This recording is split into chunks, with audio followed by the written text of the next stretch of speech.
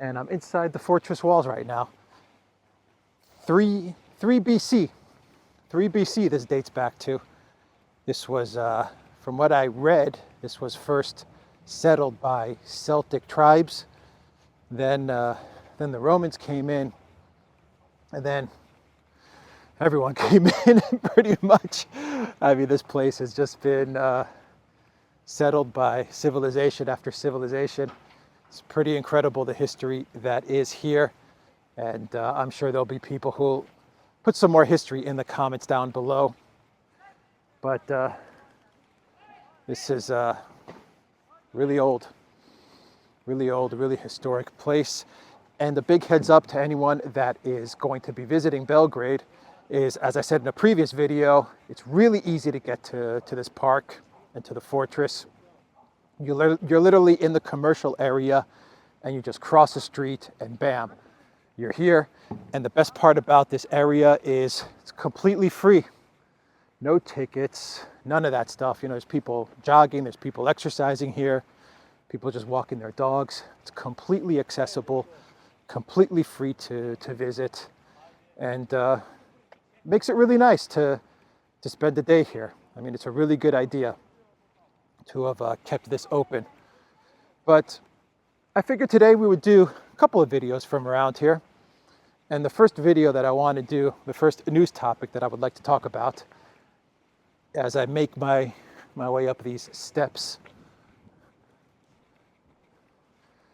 so we can get a view of the river, the Danube, as it intersects with the Sava rivers. So you can get a good vantage point as to the strategic location of this fortress.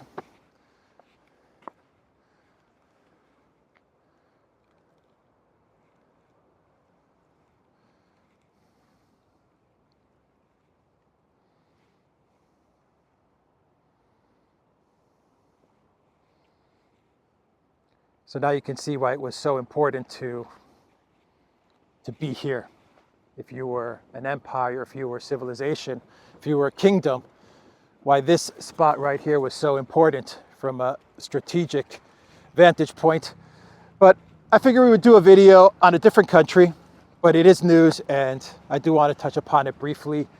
And that is the arrest of Saakashvili, Mikhail Saakashvili, who was the president or the prime minister of Georgia. I think it was. I think their system is a president, but I may be wrong there. But anyway, he was the leader. He was the leader of Georgia for many years. He was the let me sit down here. He was the guy that started the war in 2008 in Georgia against Russia. He mistakenly believed that if he started up stuff with the Russians, that NATO would come in and they would get involved, and they would not only rescue Georgia, but they would dismantle Russia. This guy Saakashvili really has it in for Russia.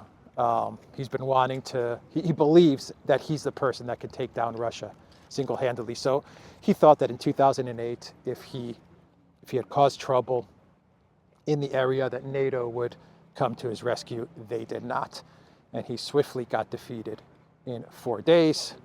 And the area Abkhazia and much of the area that was in dispute, that was being fought over, is now a frozen conflict, and they've broken away from any control of the Georgian government. So that was just a failed attempt by Saakashvili to start things up. But the interesting thing about Saakashvili is that he is a McCain student. This guy was kind of brought up in the school of John McCain, and John McCain was his mentor. So he's very much a neocon type. And he actually studied in the US. And all these political leaders that go and study when they're young and they go and study in the US and then come back to be politicians or presidents, prime ministers, you know that when they're going to the US, they're just kind of getting indoctrinated. And they're getting trained by the deep state, by the CIA, I imagine, by all types of institutions and NGOs and surveillance organizations, and they're getting trained to eventually go back to their country and to be placed as leaders in their country and to run their country at the behest, of course, of the surveillance agencies. You see it in Greece all the time, by the way. I mean, almost all the Greek leaders, even the radical left Greek leaders, ended up in the US at one point or another for a few months, and they were getting trained. They were getting trained, indoctrinated. So it's very, very common. So this guy Saakashvili was a John McCain student. And when John McCain and Biden, and Obama, and all these guys, and Kerry, all these guys, spearheaded the Maidan in Ukraine and the coup in Ukraine, Saakashvili was appointed as the governor of Odessa. So he actually held two passports at one point, or two citizenships, a Georgian and a Ukrainian.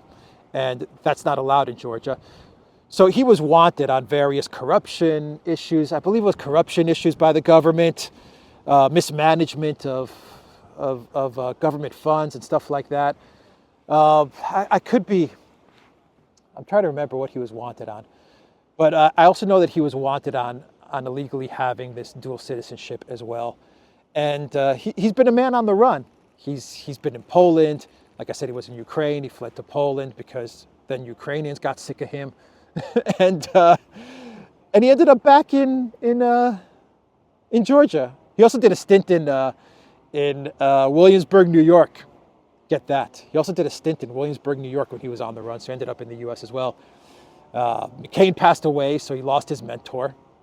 And he ended up in Georgia. And I'm going to play a video for everybody where he ends up in Georgia. This man is wanted. He's going to be arrested. He knows it. But he travels to Georgia, and he puts out a video, and he posts it on Facebook. And basically, he calls for a regime change in Georgia.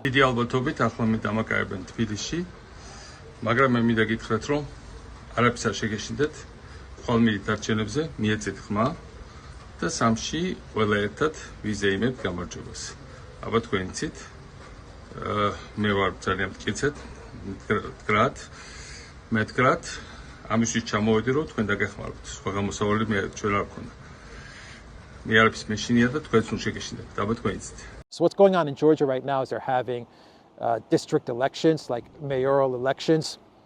And Saakashvili thought that if he ended up in Georgia and he called on the people to vote against the ruling government, which is called, I think they're called the Common Dream government. I think that's what the party is called.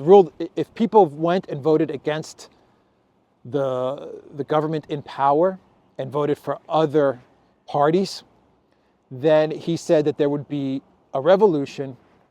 You would get 100,000 people onto the main square in the city center. And essentially he was saying that the government would collapse. That was the message he was putting out there. And he believed that. He believed that if he ended up in Georgia, he would be hailed as some sort of hero. People would flood onto the streets, and eventually the government would collapse.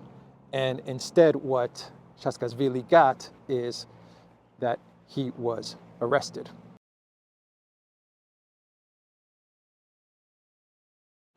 He was arrested in like the dead of the night, really quietly. They got him, no violence, nothing like that, no commotion. They got him, they handcuffed him, and they moved him to a detention center, and that's it. That is it. No revolution, from what I gather. I don't think anything's happened yet. No regime change. And he's going to prison, they say, for 6 years.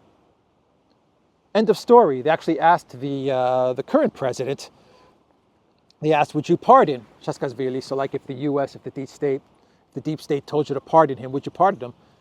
And the president was like, no chance. No chance. We're not going to do it. he's going to prison. He's going to be tried, and he's going to face punishment. So what a piece of work this guy was. You know, he's been kind of twisting in the wind since McCain died, since McCain passed away, because McCain was his guy. McCain was his sponsor. And since then, he's just kind of been floating around from country to country, a man on the run. And I guess his ego got the best of him, and he actually thought that he was more important than I guess the people of Georgia actually believe him to be. He actually went back to the country where he was wanted on arrest, and he thought he would spark a color revolution. And maybe it'll happen. I don't know. But from what I read right now and from what I'm getting right now, it hasn't happened yet. And they're going to have elections in Georgia, district elections, mayoral elections, and